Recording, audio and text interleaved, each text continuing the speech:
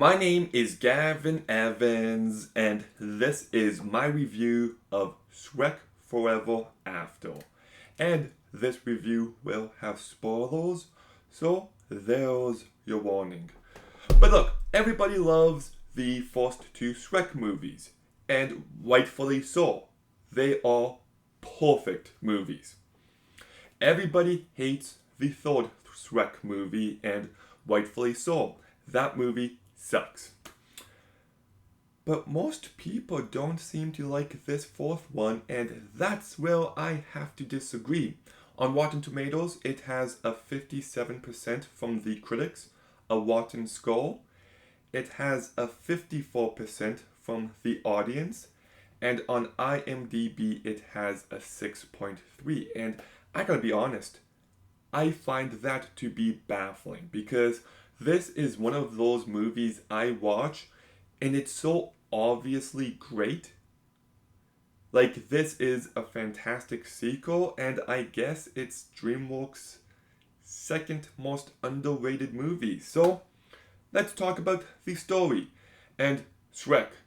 He is a married man now, he has 3 kids, and life is just chaotic. He always has something to do, he can never rest and relax, and he's grown nostalgic for the days where he's feared and where he could just do whatever he wanted. So he signs a contract with Rumpelstiltskin. Well, he pretty much enters an alternate universe where he never rescued Fiona, he never met Donkey, and he has only a day to fix everything before he ceases to exist. And I love that story because it's infuriating. You watch Shrek screw up time and time again, and you just feel the weight of his mistakes. And there's a point early on where he tells Fiona that maybe he wishes he didn't rescue her, which is a terrible thing to say. And he's actually forced to face that head on.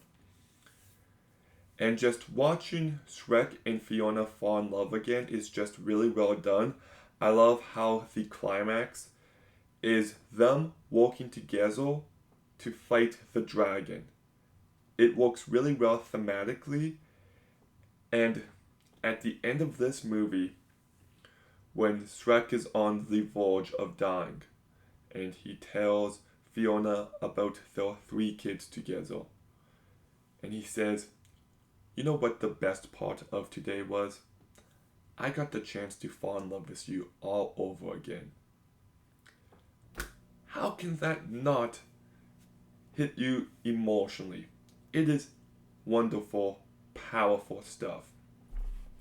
And it's just a movie about how we take the people in our life for granted. And I do think it's also a very honest look at how when people have different roles in their life, when they become a husband, when they become a father, they might look back on their independence in a very fond manner. And how this movie takes that and makes you realize that you're better off the person you've become than the person you were. And I just think it's a very honest, emotional, reflective movie. And it just hits all those beats it needed to. And I just love how Shrek realizes his mistakes and how temporary emotions have such a huge consequence for him. And it's just a very well thought out, smart script. It really is.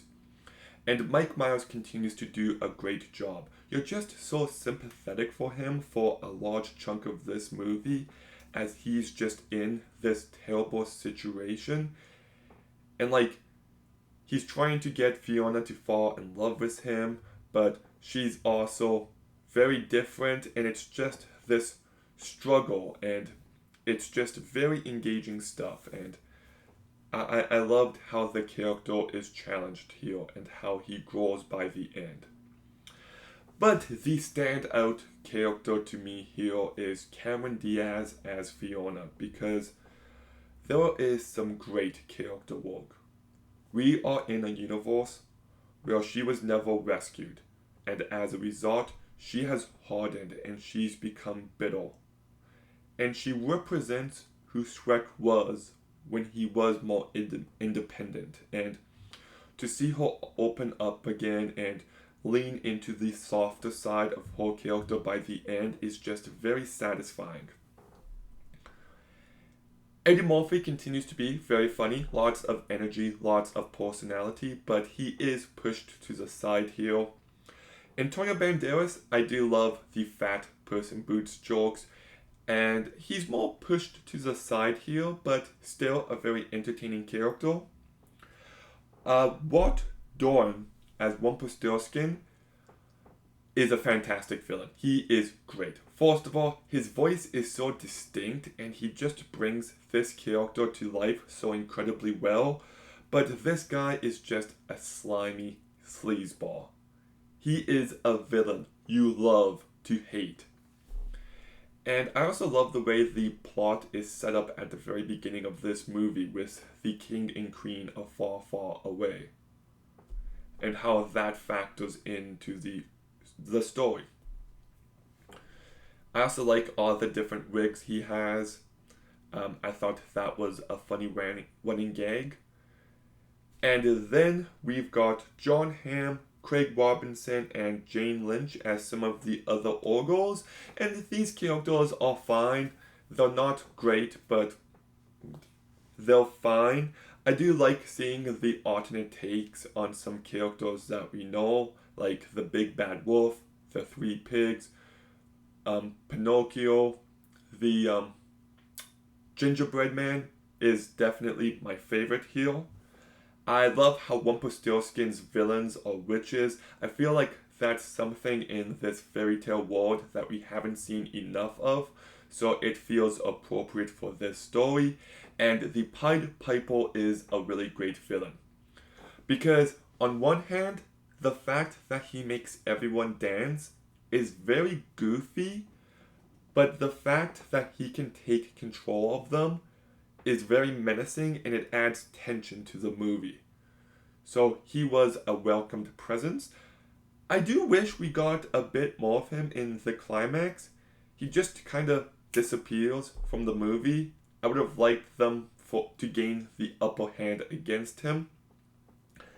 So yeah, a great bunch of characters. The animation is very nice.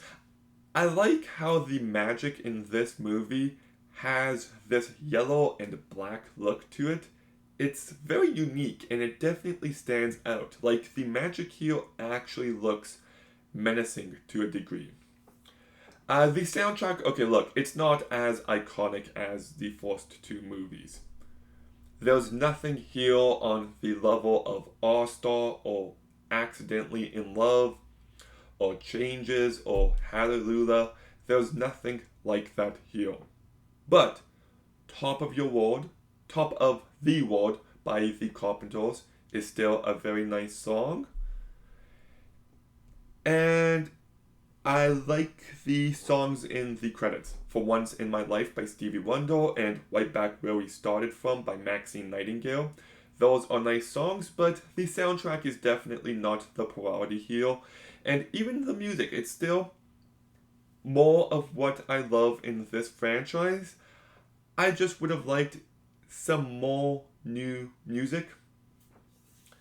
And the movie can be very funny. I remember back in 2010 when this movie came out, Do the Wall was huge. Like, it is a very funny gag, but I actually think it's the first meme I remember seeing. So, the cultural power of Shrek is just unbelievable. But no, I do laugh during this movie a decent amount of times. So, yeah, I love it. I really do. I just think there's a really strong story here. Like, it's not as easy and delightful to watch because the stakes feel so huge and you're pissed off at Shrek for the entire first act of this movie. So it's not as pleasant, but I think to challenge your view on this character and to put him in such a terrible situation was the right move to make. I think this movie is actually very intense. It is engaging. I am just invested in the story the entire time. There are some great emotional beats. Once again, that final line just, you know what the best part of today was? Oh, it moves me. It really does. I think the romance between Shrek and Fiona is so well explored. I think Fiona as a character has never been as interesting as she is in this movie. And that's not a diss against the other movies, but it was just the fact that they fully understand her and they added some real depths here that just completely worked for me. It's a very entertaining movie. I think the villain is great. I like the witches. I just think it's a fantastic sequel. I really do. Just a few issues, like some of the ogres don't stand out, and I would have liked Pied Piper to be in the climax, and maybe the soundtrack and the music isn't as good here. Maybe it's not as funny as the first two. But honestly, those are just minor complaints. I just think this is a very strong sequel. I love it, and if you haven't watched it in a while, I recommend giving it another go. So I'm giving Shrek Forever After an 8.5 out of 10. Shrek 5 has me both very excited and very worried. I love these characters, but please get it right. Please. Shrek Forever After. Have you seen it? What do you think about it? Let me know in the comments down below. Make sure you like, comment, subscribe. Stay tuned for more videos soon. And Gavin, out.